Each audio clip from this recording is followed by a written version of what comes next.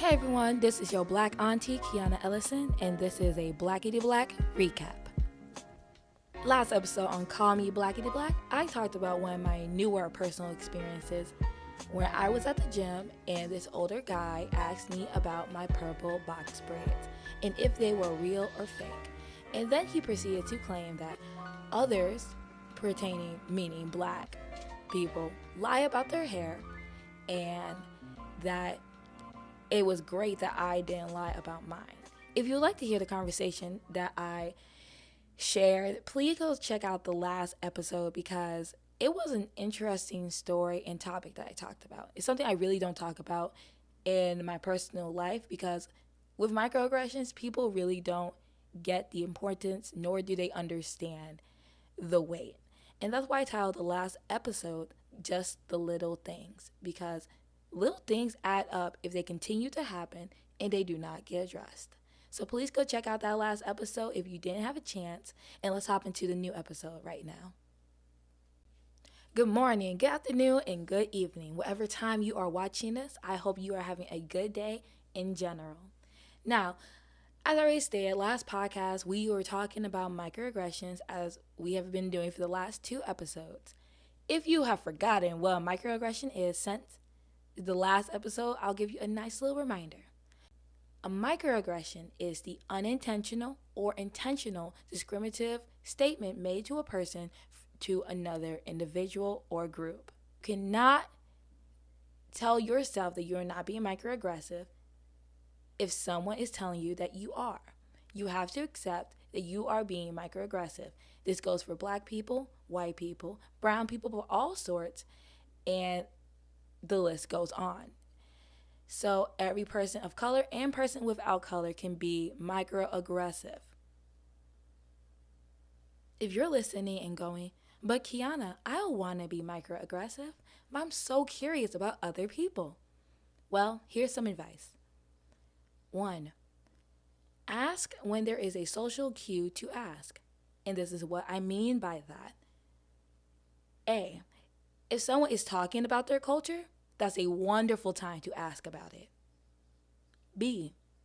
If someone is not talking about their culture, yet you are still very curious, wait until there's a vulnerable opportunity to ask, not pertaining personal things such as hair, skin, eyes, accents, things like that. You can ask probably about language or clothing at least, but nothing too personal that has to do with the body, because that can fall into some very uncomfortable and unkind things to be said. C. Do not compliment people of color, us, black people, brown people, all people of color, with words such as exotic and unique. I know it might sound pleasant, but just go Google exotic in the Webster or Oxford dictionary and then come back to me and tell me if I called you exotic, would you be happy? Like, just go Google it, please. I don't want to tell you what it means. It's not okay to call other humans exotic. We're not birds. Anyway, do not compliment people with words such as exotic, unusual, unique. Yeah. You might as well say I don't look white. That's all. Yeah, because everyone takes things differently, therefore they are microaggressions. You can't look at it at a macro level. Well, you could, but in an individual setting, it would just be easier to go from person to person, because one black person may say you're being microaggressive and the other person might just think you're joking around. So please just look at the individual and try to find those social cues. It's great to know macro things. It does help not to be microaggressive, but sometimes you can overthink it and end up being microaggressive.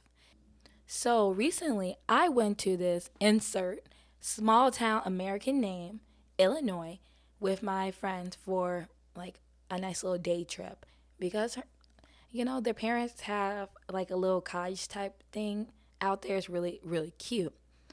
Now, in this small town American named place, there was a lot of white people, a lot of white people. And I'm usually very uncomfortable when there's a lot of white people and not many people who look like me. And I know I don't want to feel that way, but I know what could happen when I am one of the only black faces in a space. Now, unlike most of my experiences when I'm around a whole bunch of white people in the city, when I was in this small town, I'm telling you, I felt the least amount of racism, the least amount of stares, the least amount of microaggressions I've ever experienced, and I guess did not experience in my entire life. And I honestly, it changed my whole perspective because this is my umpteenth time going there, maybe like 3 or 4 or whatever. And every time I go, I'm always shocked by the reaction of the white people there because it's not something I experience on the usual. And I shall expand on this thought right now. So when I'm in the city, right, no offense to the white people here, I'm making a general statement to white representation and the white people I have encountered at mass large, not individuals. So if you're individually offended and you have not done this, please remove yourself from the conversation and just listen to what I'm saying. Because you might have friends or family members who do this. When I'm in Chicago and I'm around a whole bunch of white people, they may not notice, but they are staring at the black people or the other people in the room when they are the only people there.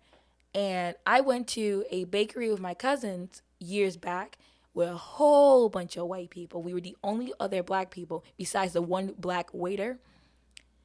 And I'm telling you, we were getting stared at so hard, I couldn't stop uncomfortably laughing. And I was like 12 or whatever years old, and all I could do was laugh because I was so unbelievably uncomfortable.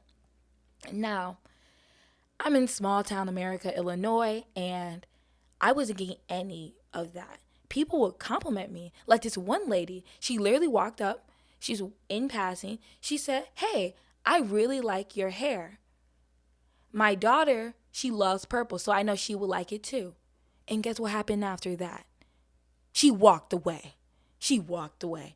She didn't proceed to grab my braids. She didn't even call them braids. She called my hair hair.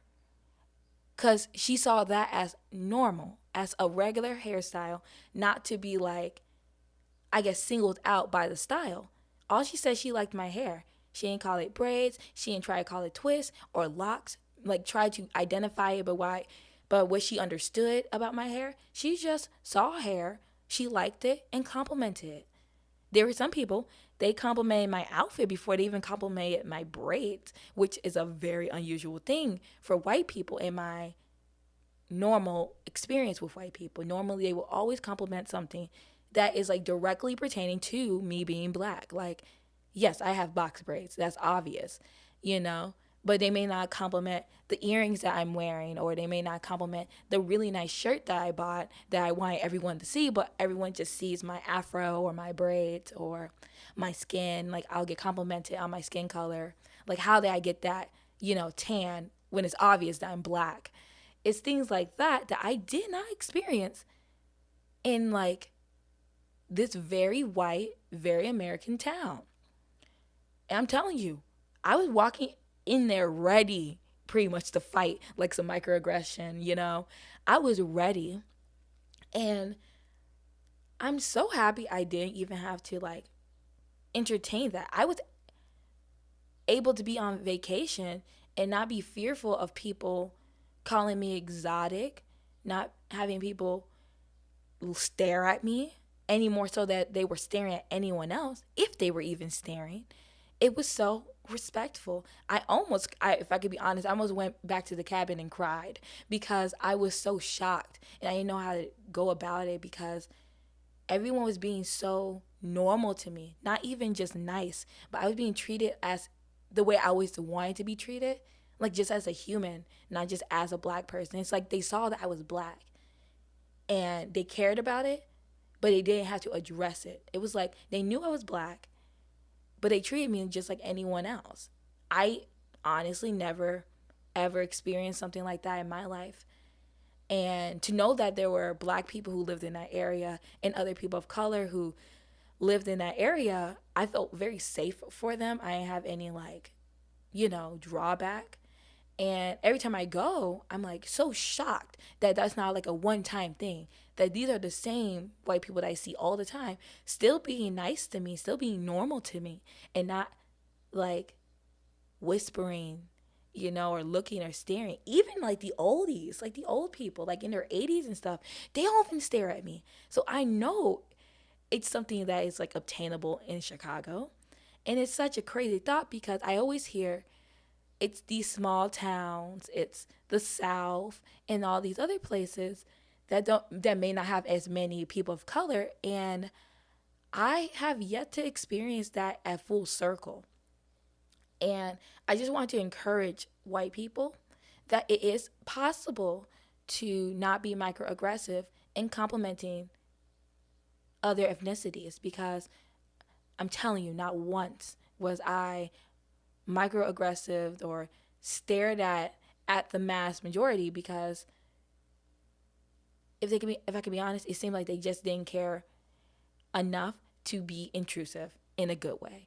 Like, that's what pretty much we want, not intrusion of our personal space.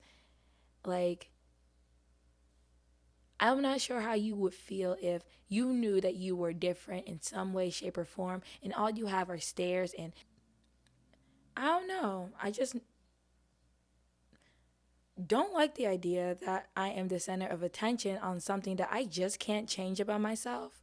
Like, I can't change my ethnicity nor the experiences I have lived because of my appearance and my ethnicity.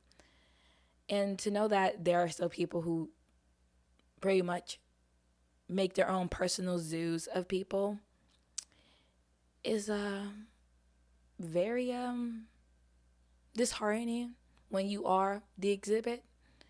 So if you find yourself staring, you find yourself gawking or whispering, please try not to do that. Try to be normal and act like we are just regular people, because we are. We're only different because we are seen as different, because we are all human. There's actually a verse in the Bible in Matthew 22, verse 39. It says, love your neighbor as yourself. And when you do that, you will learn to understand people that you wouldn't naturally want to understand or get to know or try to learn about, because you realize that you and the person next to you and the person that you don't know or you never knew is more like you than you ever thought imaginable. And you couldn't imagine someone disrespecting you. So why would you want to disrespect others, which is in turn disrespecting yourself? Being racist or prejudiced to other people is also just as disrespectful to them as it is to you. The best advice to learning to stop these oppressive and microaggressive and just out of pocket statements and actions is to love others enough to learn about them. No longer do I want to hear about regional or cultural or whatever biases that your people or your region may have, because clearly it's just a respect thing. I went to a small town in America and experienced no racism. And I came to Chicago, a very liberal, very, left wing, supposed to be like on my side type of environment. And I've experienced most of my racism here. So I want people to know it's not about region, no politics, none of that. None of that helps when it comes to racism. If you're left or right, conservative or moderate or liberal, none of it matters if you're disrespectful. You are just as disrespectful as the Republican. The Republican is just as disrespectful as you. If you do not love other people and strangers as yourself, you will continue to be hateful, spiteful, and oppressive, and just downright rude to strangers because you do not love them nor do you care about them. And I know I sound like a broken record when I say this, but I want this podcast to be a safe space for Black people to share their experiences. Black people, if you are listening currently, I want you to know that you can share your experiences on this podcast. If you feel like you have something to say, let me know. Hit me up. I am not here as a one-woman show trying to share only my experiences. I want all Black experiences to be shared and understood and spoken about because they're all equally important. But on the other end, I want this also to be a safe space for other ethnicities. So people of all different backgrounds to learn and feel safe enough to ask Black people or me as a Black person about our and my experience, because it's not an experience that is shared in a positive light most of the time, nor is it shared in a family oriented type, like an aunt to a niece or like a dad to a son type of situation. And that's what I really want. I want people to know Black people the way Black people know Black people. I want white people to look at Black people the way Black people look at Black people. Not the way the media shows us, not the way social media shows us, not the way that we're portrayed, but the way that we are and who we are, our culture, our background, and not just slavery. I want all aspects of Blackness to be shared and understood because, as I've said before, when you lack knowledge of something, hate is the only result that can prosper, because ignorance ignorance is the true fuel of hate, bro. Like, if you're not out there knowing things and you see something you don't understand, it's like in our nature to just hate it. Like, we don't want it. We don't want to understand it. We don't want to try to understand it, and we don't want to be around it. Therefore, we do everything in our power to keep it away from us. And we all are human, so we know what that consists of. Like, I don't have to go in detail. Like, we all know what it is. Like, we are people. So with that being said, on the same lines of microaggressions, if you don't love someone enough to try not to be offensive or discriminatory or oppressive or plain out rude, then you have a personal problem and you should go get some therapy, get some help, because it's not fair that you allow your personal biases or your way of doing things to affect people in such a negative way. And I know I already said this earlier, but I wanted to be clear. Y'all need to stop blaming y'all environment and culture for y'all racism. You need to stop, because you are in control of your own life. Yes, I will take it for a point for you to say some out of pocket things, some here and there, but if it's the reason why you choose not to change, then you need counseling. You need help. Don't hit me up with, I was born in the South, I was raised in the West, I was schooled in the North. I don't want to hear any of that. Like, I don't want to hear I have Black friends. I don't want to hear any of that nonsense. I want to see change. I want to see you changing. I want to see you gain help, gain educated. I do not care about your cultural background if it's consistent of racism, prejudice, and microaggressive statements. If all you have are stereotypes to back it up, then it's not truth. It's straight up opinion. I don't want to argue about it because there's nothing to argue about. If what you have as a culture is backed up in something that is racist, then it's not culture. It's racism hidden behind your culture. And that goes for Black people too. But that's a different topic for a different day. I just wanted to share with everyone that, especially to the white people, not to call you out, but to point it out, location may have a small factor in the way that you treat people, but character plays the biggest role in how you treat people. Because I went to small town America, Illinois, and I was treated with some of the utmost respect from white people that I have ever received in my 24 years of life as a group, not as individuals. So I want the white community and other communities as well who are not black, for this podcast in particular, to know that I personally do not care where you were raised, because your character makes up who you are. Your culture has a smaller effect, but I want you to know that you as a person have more control over yourself than your culture does over you. And I would like to give a very special thank you to every individual who has taken the time to listen to this podcast, because it's been a very difficult journey being black, and it's been a very difficult journey trying to accept my blackness. So to every like and every follow, every comment and every mention, I'm just so thankful for every listen. And I don't think people really understand how appreciative I am to know that there are people just interested in the black experience, and even more so exciting, the black experience from my perspective. I'm truly grateful and truly appreciative of everything I have experienced, because the bad things have made up my character. The bad things have created my gorgeous culture that I love so dearly. And I'm just so thankful for all of it, because without it, I would not be the Kiana I get to be in this podcast. So, and hey, it's great content. It's great content. So I just want to say thank you so much to everyone who was able to influence this podcast and continue to help me grow and understand myself as a black person and myself as a person, and to help others understand themselves as well.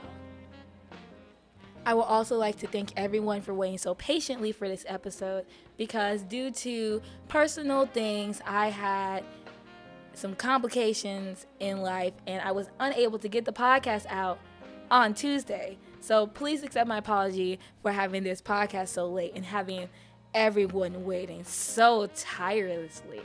I'm being sarcastic. But anyway, guys, I hope everyone's having a great day, will have a great week, and continue to have a great month and year, because life is really short and you never know when your last day is your last day. So please make every day your best day.